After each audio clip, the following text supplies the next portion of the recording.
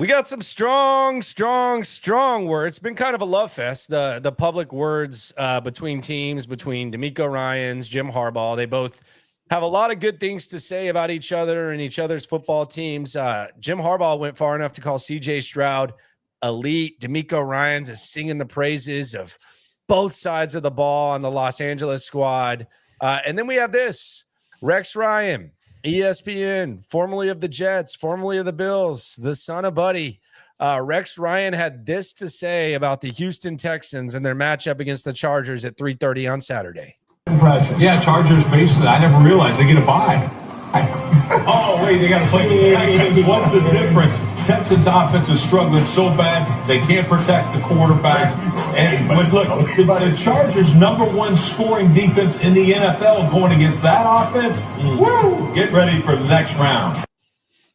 Woo! Get ready for the next round, he says. Okay, so he is saying that that is basically a bye for the Chargers. Should be noted the Chargers are a 3-point favorite. I think it's just really, really obvious that if you read between what Rex Ryan's is saying and what Rex Ryan's values in a football team, I think he just flat out thinks that the Texans are soft. I think he just thinks that the Texans are soft. And I'm not one to like call a football team soft, but it does feel like Rex Ryan just thinks that this team lacks toughness, which is what he values. Well, he was disgusted with how they played against the Baltimore Ravens, and who wasn't disgusted with that performance. And I feel like he's let that kind of cloud his judgment in this matchup. I mean, a bye week, that's a little strong. So you could think the Chargers are going to win this one. You could think the Chargers are better. You could think the Chargers have the advantage in this one. Certainly many people do. But a bye week, I mean, it was a couple weeks ago he was saying they were one and done. So it's like, I mean, I guess he means play one game and done, not win one game and done. But yeah, I could understand where if you take the last month plus of the Texans and you throw them against the Chargers, you feel that way. But it just doesn't feel like that's like the Chargers feel like a team that's just going to waltz into any of their games in the playoffs and just dispatch the other team easily. I don't get that vibe from the Chargers. No, I don't get that vibe either. I do think there is a national tendency to question the toughness of the Texans. I think that is something that a lot of people, not just Rex Ryan, although he's more vocal about it, I think that is something that a lot of teams do. I do think that there is the possibility of the Chargers dominating the Texans in the trenches. I think that is there. But obviously Rex Ryan just doesn't have a lot of respect for what D'Amico Ryans and the Texans have going. So that's just kind of where he's at. The money right now, it hasn't really gone from one side to another. It does seem like the wise guys typically like to take home teams that are getting points. So you could see the Texans, you could see this line actually dropping. But right now it's sitting firmly at 3. Yeah, it's been at 3. I saw a quick dip to 2.5 and then right back up to 3 earlier today. So, I mean, 3-point favorites on the road coming into another team's place. You certainly understand that. I mean, if the Texans are a bye, what's hosting the Pittsburgh Steelers? You know, like that feels like even more than a bye. Like that feels like a bye with a mini bye attached to it. Like I just don't like, could it go bad for the Texans on Saturday? Certainly. They've had issues protecting the quarterback. That could totally sink everything that they want to do. They could put a corner and Derwin James over the top on Nico Collins, take him away, and the Texans don't have the talent outside of that to really sustain an offense. I get that. I just don't believe that the Chargers have blow you out at your place potential to the point where it feels like, you know, they're looking ahead to see if they get a Kansas City rematch or a Buffalo rematch by the middle of the third quarter. I don't feel that way. I don't see that way. And I just feel like Rex Ryan, of all people, a defensive mind, should have just a little bit more respect for what the Texans have been able to put together on defense in the totality of this season. I understand Baltimore looked like crap, but like the totality of this Texans defense is a respectable defense. Yeah, it's a respectable defense. And it's really going to be the key to the Texans winning. I think there's also kind of another element of this whole thing, which is kind of connected to something that I want to get off my chest in a second. This is going to be the third time I've done this. Probably going to be the final time. It's going to be emotional for me. I got an apology in 5 minutes, but I want to ask this though as well. We've talked about like connections and whether or not they matter. The CJ Stroud, Jim Harbaugh connection going back to Ohio State, Michigan, from an emotional or maybe a strategic standpoint, does that matter? I don't know. I find it hard to believe though that Jim Harbaugh is not like actively involved in game plans against Stroud. It might not mean anything now, but do you think that there's any way that even though there's a chance that they cross paths, do you think that John Harbaugh and Jim Harbaugh at all talk about what they see from CJ Stroud? Because I know they'll say no, but like it was perhaps the worst game of CJ Stroud's career. A lot of it was stuff of his own doing where he was just missing throws that he typically makes. But it was one of the worst games of his career. There's a chance that they just don't talk about it, but I think there's also a chance that they do. So do you think that at all comes into play when it comes to maybe like phone calls or conversations that Jim Harbaugh has, like stuff that maybe John saw that maybe he'll give a nudge to Jim? I do feel like it goes John to Jim, but it doesn't feel to me like it would go Jim to John. Like, I feel like John might like volunteer something, be like, hey, listen, we played him a couple weeks ago. This is what I saw. I thought you'd like to know. If the situation was reversed and the Chargers had played the Texans a few weeks ago, I wouldn't be looking for a text message if I was John. I just feel like John Harbaugh is more willing to share with Jim than Jim would be to share with John. He'd be like, well, why would I call him? Why would I talk to him? What would that do for me? Okay. All right, Jim. But yes, it would be foolish to not access that as an avenue. I mean, we're talking about a coach who was accused of filming other team signals to get every advantage. So yeah, of course, I think he probably called his brother to kind of get a little bit of info. And I'm not even saying that it really matters. It's just, is it there? Like, is it a thing? I don't know. And I don't even know that there was like some sort of blueprint. I don't know that anything, I mean, offensive line get ass kicked, CJ Stroud missed throw. It was really like what we saw from it. But I do just wonder if that's a thing. I mean, I don't think there's any sort of, like, there wasn't any sort of schematic excellence that led to the domination of the Texans by the Ravens. They ran some pretty basic defense. CJ Stroud couldn't hit the throws. I mean, you haven't had to dial up some grand, impressive defensive scheme to throw the Texans off at different times this year. We've seen it as late as Kansas City and Baltimore. Just run a little defensive end, defensive tackle stunt. You're getting to the quarterback. Blitz a corner. You're getting to the quarterback. Like, you haven't had to be some sort of defensive mastermind. Like, you don't need to have Bill Belichick calling your defense to stop CJ Stroud or to slow him down to get to the quarterback. And that's really where it is. Like, if you want to just simply say the Texans can't protect and they're sunk this weekend, okay. Like, I don't have a lot of defense for that because they have not consistently pass blocked as a team. But that just can't be the that's it for your analysis of the game, because the Chargers still have to go out there and score against the Texans defense. Mushroom 713 on the super chat says, in order to win, no damn it Bobby should be heard. Damn it, Bobby. I got news for you. There will be damn it Bobbies on Saturday.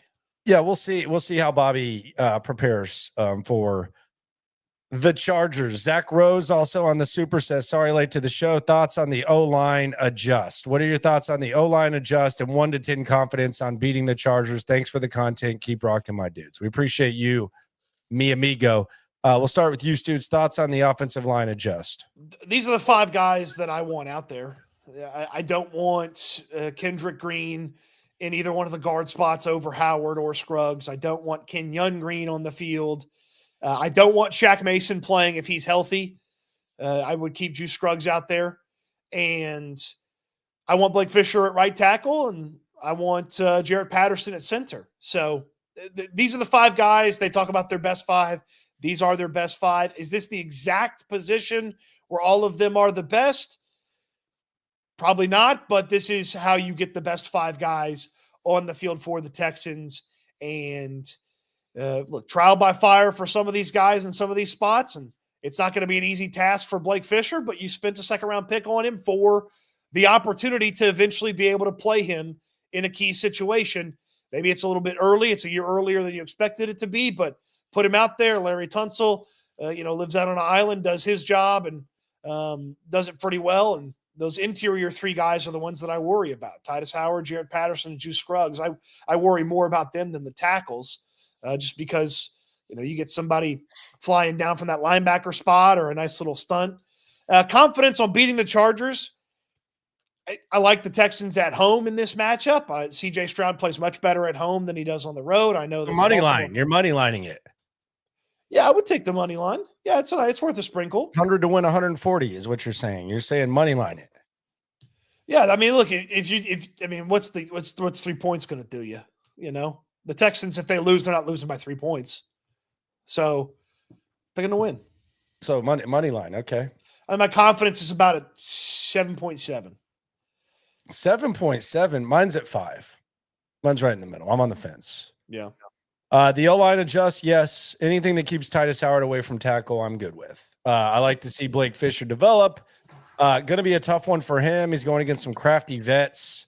But I'm fine with the shuffle. I want to move on from the Howard Tunsil pairing at tackle ASAP. If I never see that again, I'll be happy. So that's just kind of where I'm at with that. I got a pretty good hunch that you may never see that again. Especially if Fisher holds his own in this game, regardless of the result, it may be pretty tough to ever put Titus Howard back there at right tackle, and his future as a offensive lineman for the Texans could be in some doubt. Are you worried about the honky receiver, Mick Honky, as I call him? I mean, I fell in love with that guy at the Senior Bowl last year and thought he was going to be awesome, and turns out he was pretty damn awesome this year. Am I worried about him? I do feel like the Texans have the right type of guys to attack what he's good at. If he's outside, boom, Derek Stingley. If he's inside, boom, dump Kamari Lassiter down there on him, and that gives them a pretty good chance. Don't let that guy go wild on you and beat you. The problem is, that'd be my thing. He's kind of in an interesting situation where I don't think he's elite enough to get the top amount of attention. I don't think Stingley's going to shadow him, which kind of could open up his opportunities in a crazy way. I also think Johnston's kind of one of those guys who he looks really, really good or he looks really, really bad. So it's not, I'm not saying that if you told me that Stingley was just going to follow around McConkey the whole time, I would say you don't have to worry about it. I don't think he demands that type of attention, but I think that essentially gives him a little bit more of a chance to kind of go off, if that makes sense. The chance he ends up with Miles Bryant on him in the nickel cornerback spot, or the chance that he ends up with Jeff Okudah on him in the outside, or a linebacker. Yeah, there's an opportunity for him to succeed. I would say if you the negative to having Stingley follow him is I don't feel like Stingley could bait Herbert into a mistake following McConkey. I do feel like Stingley could bait him into a mistake playing corner outside, not following McConkey. Maybe Quentin Johnston looks open. All of a sudden, he's actually not open because it's Derek Stingley. You bait him into a mistake. I don't think that's happening on McConkey. I think Herbert probably get off that look pretty quick and go try to find something else somewhere else. Yeah, and the other thing is that I think that Herbert is the type of quarterback that D'Amico can kind of feast on. So I think that's something else. I'll get to the apology in a sec. Let's go back to the soup, though. Tay says McConkey, Herbert, and Dobbins. Who else is a threat? Johnston has one good game, then goes radio silent. Palmer has less than 550 on the season. Yeah, their offense is not – it's not like a offense that scares you, but neither is the Texans offense. So it's kind of their skill position guys are more balanced than the Texans skill position guys, I would say. But yeah, like as far as just getting the brakes tapped off you, they're not built to do that. No, the chances that they blow you out or put a bunch on you, that would only happen if the Texans, fell apart or quit on a game. If the Chargers are winning, they're not blowing the Texans out. They're putting together maybe a comfortable lead and playing keep away from the Texans for the rest of the game. Yeah, I mean, look, if McConkey doesn't have a good day and they contain the rushing attack, it's going to be very hard for the Chargers to win this game because Quentin Johnston is so undependable. Like, you cannot expect that he is going to be ready for the moment because he will drop something that looks so easy so many times. Like, he just has so many big drops. His hands are not consistent. And then, Palmer's had a moment here or there, but again, not the most. I mean, Palmer would be the second best guy on the Texans, but not the most dynamic situation. Yeah, the offense is not anything to really be scared of. Like, it's really, they take advantage of maybe a short field because CJ and the offense made a mistake, or you put field goals on the board and they put a couple of touchdowns on the board, and the lead gets out of hand. You run out of time on the clock to catch them. I just don't feel like that's where Rex's thing comes in, and it's weird. Like, this is not a blow the Texans out opponent. No, it's not. Really like the Ravens come to town, absolutely a blow you out opponent. The Chargers are not a blow you out opponent. No, Buffalo, Chiefs, like all those teams, more so blow you out opponents. AMAC says make Rex eat his words. Yeah, I mean that would be the ideal situation. Make him put his foot in his mouth. Foot joke. Okay. I'm going to issue an apology. I've already issued this a couple of times. I just wanted to get your reaction to it because I've been waiting for you to apologize. I got to feel like you're going to hike your leg on this, and I just think I think you need to be a bigger man like myself, and I think you just need to admit that we were probably a little bit too hard on this man. I've been waiting for you to apologize to me for years, so I'm ready for it. Just let me have it. Okay. When I was on the radio, flagship station, there were times where I crapped on a lot of people. I crapped on Jack Easterby, despite the fact that there were probably some people in that building who kissed his ass when it benefited him. I was not one of those guys. I've been hard on a lot of people throughout the course of my career. I try to be as honest as possible. But I feel like with hindsight being here, with nearly a half decade past, I owe an apology to a guy that I hammered pretty hard, pause, when he was here. And that is offensive line coach, former Texans offensive line coach, Mike Develin, who is currently the offensive line coach for the Chargers. I questioned him. I mocked his coaching style. I even pulled up teaching videos of him and made fun of his teaching style. When he left the Texans and he was a volunteer coach at Rice, I mocked him and used that as an example of why he had no business ever coaching offensive linemen. There might have been some guys on Bill O'Brien's staff that did not belong in the NFL, but Mike Develin is not one of them. He's done a hell of a job with the Chargers this year, and I am going to apologize. I've seen damn near a handful of offensive line coaches since. It hadn't gotten much better. Mike Develin, I'm going to apologize, and I'm going to clear way for Cody Stoots to do the same thing because he was even more critical of you than me. I'm going to allow him to apologize as well. I'm not apologizing to Mike Develin. I'm not apologizing to him. Just because you turned out to be the caretaker of good offensive line situations doesn't mean you're a good offensive line coach.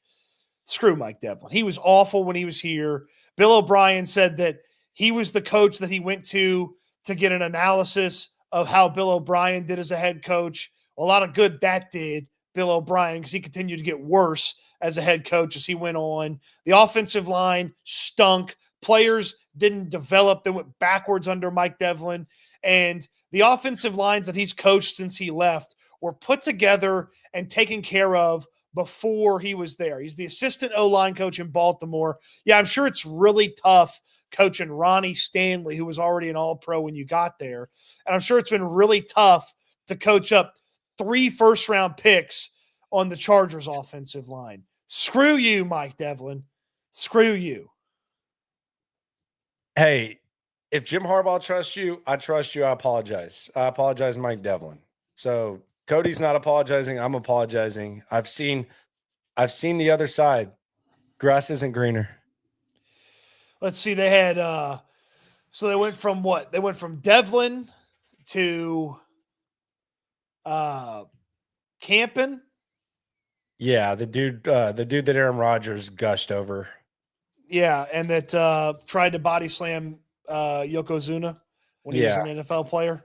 Yeah. Yes, they went from Or what was his name? George something. So Mike Develin to James Campen to George Warhop to Chris Strausser, who probably is worse than all of them. Yeah. So 3, man. My apologies. You know where George Warhop is now? Where's he at? Baltimore. Why do the Ravens like all the offensive line coaches that suck here? You know, they like Steven Sims too. He's their punt returner. Yeah. Like the Harbaughs like the offensive line coaches that Texans fans didn't like. Like George Warhop, he took a year off in 2023. He's the O-line coach for the Ravens in 2024. You know what? I also think that there's an undertone with Rex Ryan, how we started this whole thing, because Develin, I believe, coached with him his entire time with the Jets. So I think when the offensive line sucks since he left, I think it kind of fires Rex Ryan up a little bit. He's kind of a loyal guy. So yeah, I think he was with the. I'm pretty certain that he was with Rex Ryan the whole time with the Jets. Don't quote me on that, but I'm pretty certain. 2006 to 2014, Develin coached for the Jets. He was the tight ends coach and an O-line coach for the Jets. So there you go. So Rex Ryan, there might be a little bit of an undertone there when it comes to criticizing the Texans O-line. Yeah, maybe. I mean, hey, they did my buddy wrong, even though my buddy wasn't good at his job. That's my biggest thing is like when your friends aren't good at their job, you got to tell them they aren't good at their job. Like Rex needs to tell Develin he wasn't good at his job. Is Mike Develin good at his job this year? Well, I mean, coaching these guys up in L.A., it probably wasn't the hardest job. I feel like I could have coached them a little bit. Does Lad McHonky have deceptive speed? Is he faster than he looks? I mean, I think he's just regular fast. He's not white guy fast. He's just regular fast. No, but does he look slower than he is? Yeah, he actually does look slower than he actually is. He's gonna. If you think he's slow, you're wrong. Is there any player or anything that really terrifies you in the playoffs? Because there's that one play. Because there's one guy that I'm thinking of right now. Because in the playoffs, one blunder, it's the end of everything. Like, especially with this team, with how small the margin of error is. Like, whether it's a fumble, whether it's getting burned, whether it's whatever. Like, is there one guy? Like, have we seen? I've picked up enough context clues to where I'm kind of terrified of the possibility of this guy being the guy to screw things up for the Texans on Saturday. Can you go inside my mind and think about who I'm very concerned about right now when it comes to just screwing everything up for the Texans? Who is in Landry Locker's mind as the screw it up guy for the Texans? Texans says I'm talking about Fairbairn. No, although I am kind of a little bit shaky. Brandon says Eric Murray. No, that's nothing new. You got to mask Eric Murray, and he can be masked by the guys up front. Okay, so I mean, my thought is Jeff Okudah. No, I mean that's common sense. It's a player that would just. Yes. Is it Robert Woods? Yes. 3 fumbles in his last 4 games, and they've recovered them. Yeah, they recovered 2 of them. Yeah, they've recovered 2 of them. One of them, Blake Fisher, fell on in his first game, and then you had Deculus the other day. He's punt returning too, so there's that. Like Robert Woods is like giving me enough context clues to where as soon as he catches a pass, as soon as he catches a punt, I feel like we've at least been forewarned that this could be the guy that screws stuff up. Yeah, I mean, a big fumble from Robert Woods because he's basically put the ball on the turf every game the past few weeks. Yeah, I mean, and this is limited. It's not like it's like Joe Mixon or Nico Collins. Like this is like limited sample sizes for Robert Woods. Yeah, he has had 3 fumbles, all of them in the past 4 games, and they lost the one against the Titans and like that was a really good Davis Mills play too. They got wiped away because Robert Woods put it on the turf. Other observations, and these are just kind of landlock observations, which are always kind of dangerous. Like there's like a real like contrast in crunk level. And I know kids don't use crunk. I just kind of try to keep it alive, millennial style. But when Kamari Lassiter gets pumped up, like when he's hitting his head and stuff, and like he had the safety, and every time he lays the wood, he's just kind of getting like extra pumped up. You kind of feel it, like you kind of feel the heart pumping a little bit more, and you're just kind of a little bit more pumped up. You're like, man, big game. Eric Murray's too much for me, man. Like the difference in the Kamari Lassiter getting pumped up and Eric Murray, like the Eric Murray, like he does it after every hit, and God bless him for being a good reserve player and overcoming the venom that we had for him when he was brought in during the Easterby O'Brien era. Back when Develin was still here. But like I go back to the first offensive play for the Ravens where Derrick Henry gets like 6 yards and Eric Murray hits him and gets up and starts just getting crunk. Like the contrasting difference in like juice, even Chris Boyd kind of gets you a little bit wired up because he's a crazy son of a bitch on special teams. But like when Eric Murray is just getting rowdy as hell, it just kind of drives me a little bit crazy. Why are you getting on Eric Murray, man? Let him. That's how he gets pumped up. I'm just telling you how I feel. I'm just telling you how I feel watching the game. I like how I feel. This is my viewing experience. I'm not telling you or any of our great viewers / listeners. Shout out to y'all. Subscribe to SNL on YouTube and all podcast platforms. I'm just telling you how I feel, my friend. Well, I don't feel the same way. Let Eric Murray get pumped up. Let him get wired. We need an Eric Murray career day here on Saturday. Take care of the business. We need to limit Eric Murray. No, let them go at him. Let them go at him like the Colts did, where he had 3 pass breakups like the first 4 drives. Yeah, that was Anthony Richardson passes though. Those weren't Herbert passes. Yeah, the Herbert pass is a little bit more pristine, on target, thrown well, on time. Yeah, I'm trying to get a better feel for this game. I just don't really have it. I don't have like it is funny that both head coaches have been like going out of their way to praise various aspects of the opposing team. Like Harbaugh calling CJ elite, that was the unexpected. One thing. Well, he called someone else elite. You know who, right? Who? Nico?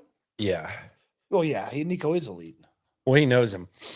The one thing that I think could kind of make this interesting is if the Chargers just commit to taking Nico out, which I could very easily see them doing. Just throw their best corner over there and put Derwin over the top and call it a day? Over the top, yeah. You can't put Derwin over the top. If you're putting Derwin over the top, that's a thank you because he is way too much of a bleep starter near the line of scrimmage and all over the place. If you're just putting him over the top, thank you, because you're kind of taking away you're taking away the Texans' best guy, and you're kind of taking your guy away from what he does well. So I don't think that would be in their best interest. But like as far as like attention and stuff, if they take Nico out of the game, I do wonder what that looks like because I think that happens in the playoffs. I think it's been kind of interesting that it doesn't seem like teams have really committed to that as much in the regular season, kind of like how last year we saw Amari Cooper get loose against the Texans, and then they decided to shadow Stingley. Like, It does seem like that's going to be the approach with the Texans, and it seems like the appropriate one. I don't know why every team doesn't just make anybody else who can catch the ball beat them. Like it seems very simple to me. If Nico Collins can't get loose, like John Mechie's not beating you. Robert Woods is not beating you. I like Deontay Johnson. Deontay Johnson's not beating you. Dalton Schultz isn't beating you. Like Joe Mixon catching the ball in the backfield helps, but that's not beating you. So I don't know why teams haven't just treated Nico Collins like he's, peak Jerry Rice or Randy Moss and just try to put two guys over there, call it a day, and then let the other 9 guys try to figure it out. Yeah, that's kind of where I'm at, and I don't know if it's like they're going to be able to take the top off. I was getting kind of frustrated watching yesterday where Nico was still in the game when all the starters were out. I was like, okay, if you want to do this with the offensive line, fine, get his ass out of there, please. Yeah. Anything more than that first drive for any of the starters was going to be like, what are we doing? What are we doing? Big Herm on the Super asks the following question here on SNL. Would we be more prepared if we had Barkley instead of Mixon? I feel like Barkley would cover more bad O-line play than Mixon did. Look, Saquon's better than Mixon, and he's also much more of a receiving threat. But I think Mixon did a really good job given the circumstances of covering the offensive line. But yeah, I mean, I think it goes without saying there's a reason why, and it's unfair to say because Mixon wasn't on the market initially. But yeah, there's a reason that Saquon did what he did this year, and there's a reason that they wanted him so bad. So yeah, I mean, I don't think Saquon was ever going to come here. I think he wanted to play in Philadelphia. He's from there. And I think that's a more appealing situation for him for a number of reasons, including the pettiness of getting to play the Giants twice a year. But yeah, I mean, obviously, I don't think anyone would call you crazy or a hater for saying that, yeah, Saquon's a better back than Mixon, and Mixon's having a hell of a year. I mean, some of the stuff Mixon had to deal with this year, like from a getting hit in the backfield standpoint, how many hits he took, like is Saquon holding up the same way? Like Saquon's playing with one of the best offensive lines in football. Like he's doing that, and he had that season with one of the best offensive lines in football. I don't believe Joe could have had the exact same season, but Mixon would have had a better season. I like the shiftiness versus some of the power stuff that Mixon does. I think some of the power stuff Mixon does works where Saquon doesn't do that as well, but some of the shiftiness that Mixon doesn't have that Saquon does, like they both would have been really solid for this team. I don't think you can go wrong. The other thing that I think Mixon brings is, I mean, he just brings toughness. He brings authentic toughness to this team. And I don't know what the value is. Like, I'm not going to sit here and like over romanticize it too much, but the give a shit level after losses and stuff, and just the pulse of what the team is and all that, I think Joe Mixon possesses that more than any other guy on this team. So I do think there's some value there. I don't know that Saquon really has. I don't think he has that type of energy that Mixon brings. I mean, well, Joe Mixon's played for Super Bowl. Saquon Barkley hasn't. Like, I think there's an element of that too. Man, he's just kind of built that way. He's just built like that. Saquon very well could end up playing for a Super Bowl with the way the NFC's drawn up, but now there's a rumor on the street here on SNL. Landry Locker, Cody Stoots with you. Subscribe to the Locker Room. Subscribe to Cody Stoots' channel, Houston Football as well. SNL channel. We at 2,000 yet? Come on, man. We got to get up to 2,000. Okay, 2,000. We started this a few weeks ago. We got to get up to 2,000 on the SNL channel. We got some big plans for the SNL channel and the podcast. Podcast numbers already through the roof. The channel we just started a few weeks ago. I heard you were pretty tipsy last night. No, I wasn't tipsy. I heard you were pretty drunk last night. No, and you did a Landry Locker, and you decided to kind of night stream drunk. That kind of feels like that happened last night. I had 2 beers. Well, that's really all it takes for you. So yeah, I heard you were drunk last night. That's wrong. You can't be, hey, Cody's fat and 2 beers gets him drunk. Like that doesn't work. Yeah. Like that from the science of that doesn't work. Yeah. I heard you got pretty tipsy last night. That was No, I just did what the what do you call it all the time? Give them flowers. I just give everybody their flowers. Okay. Well, good. I was just that's good, man. Good for you to give flowers. You just gave flowers around to Well, Mike Devlin. No, not Mike Devlin. Not Mike Devlin. What were you sipping on, Zima? Do they make Zima anymore? They don't even make Zima anymore. Do they make Mike's Hard Lemonade anymore? As far as I know, I don't know. Yeah. Okay. Smirnoff. I was sipping on no free plugs beer. So as soon as somebody wants to sponsor it, I'll tell you exactly what I was sipping on. Oh, you're one of those guys. You won't say it unless they pay me. I was on no free plugs beer. Can't be fat and a lightweight. I know a lot of fat lightweights, my friend. This ain't one of them. The Texans, the crowd. What do you think the crowd looks like on Saturday? Do you think it's going to be rowdy? I mean, I'm trying to think if it's going to match Cleveland from last year. I would tell you it's not going to quite get to Cleveland from last year. That was loud as hell. Because last year was, oh, crap, they're in the playoffs, and they had to play really well, really hard down the stretch to make the playoffs. And it was Deshaun's team. It was Deshaun's team. Right. It wasn't his. He wasn't out there, but it was Deshaun's team. Right. So I don't know that's going to reach Cleveland, but it should be better than most of the preseason games. Did you see this message? Save the date and don't be late. Save the date and don't be late. We already knew the date weeks ago, my friends. There's not like the date was already. We already knew it was going to be Saturday, and we already knew it was going to be 3:30. Save the date. The date don't is be late, saved, my friend. Wild card Saturday is the Texans' fate. Birdie boy. Wish we had players like A. Robinson who could step up when key guys get hurt. Yeah, he's done a hell of a job. I would say, man, the Lions defense says, oh, God.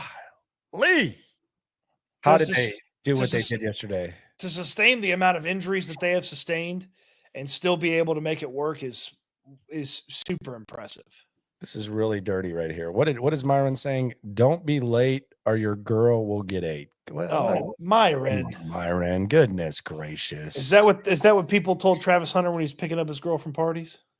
Come on, man. What? Leave that young man alone.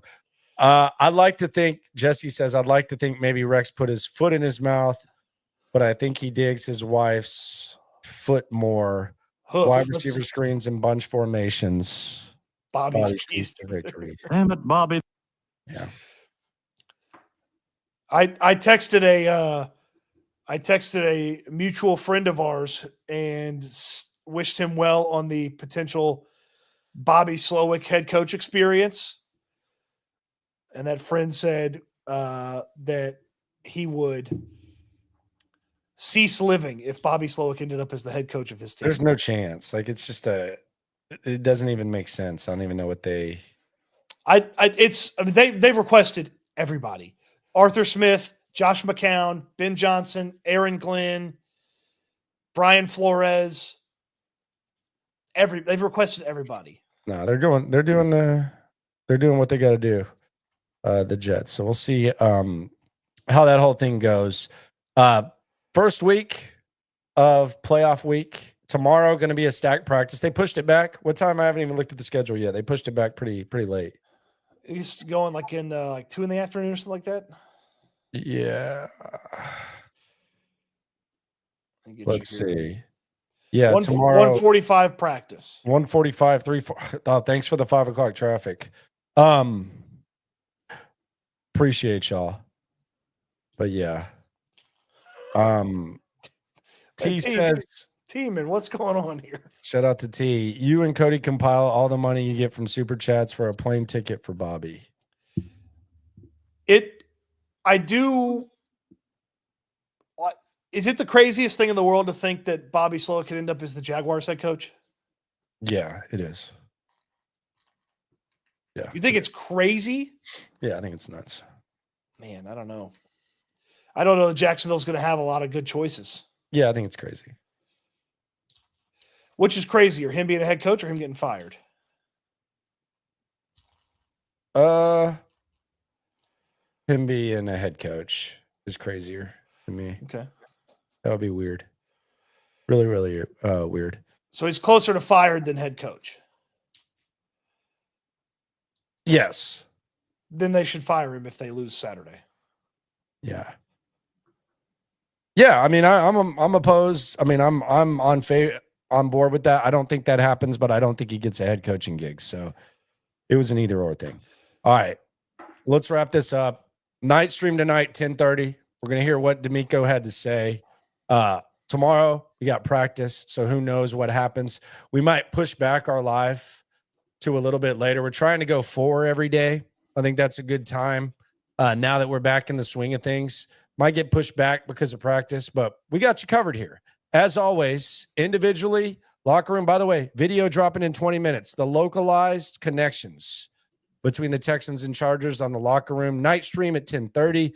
Cody's doing his thing on Houston football, also on his channel and SNL. Best collab that you can possibly have from the best 2 in the game. Playoff time, baby. Wipe the slate clean. Throw out the records any given Sunday. Always remember when it comes to this Texan stuff. Oh, yeah, Saturday. Damn. Should have known. When it comes to this Texan stuff, we're all in it together. Eat good, sleep good, be good. We'll talk Texans again soon. Thanks for watching, everybody.